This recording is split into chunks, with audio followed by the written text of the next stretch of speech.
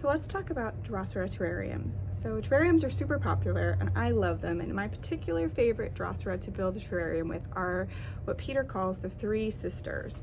And they are these three sundews that come from Australia: Drosera prolifera, Drosera schizandra, and Drosera adele. Now, I actually prefer the hybrid Drosera andromeda to Drosera schizandra because it's a little easier to grow. So that's what I actually used in this, but this is adele, prolifera, and andromeda.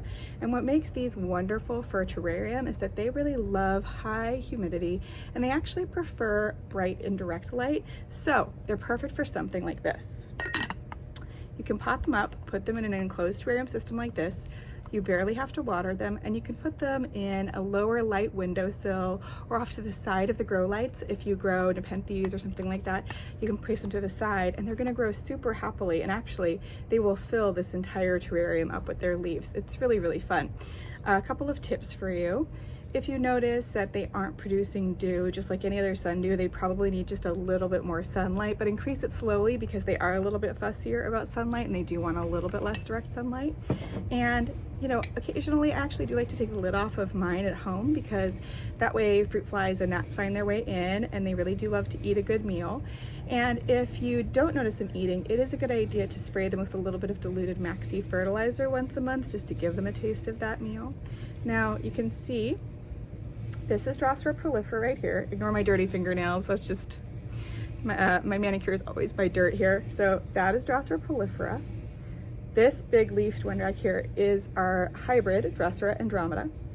And this little guy back here is actually Drosera adele, but don't be fooled because I just used some babies in this because I think they're really cute. That will get super tall, long lance-shaped leaves really soon.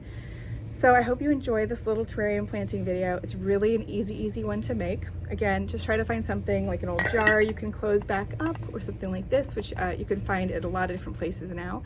And then also, try not to get too much dirt on the leaves of the sundews because they never let it go and it's super irritating when you're planting it up. But the new leaves will grow out without the dirt.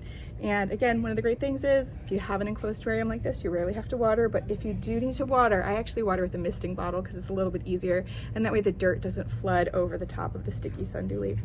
All right, I hope this helps your Drosera terrarium dreams come true. If you have any questions, put them in the comments and I'll try to do my best to answer them as quickly as possible. All right, happy growing.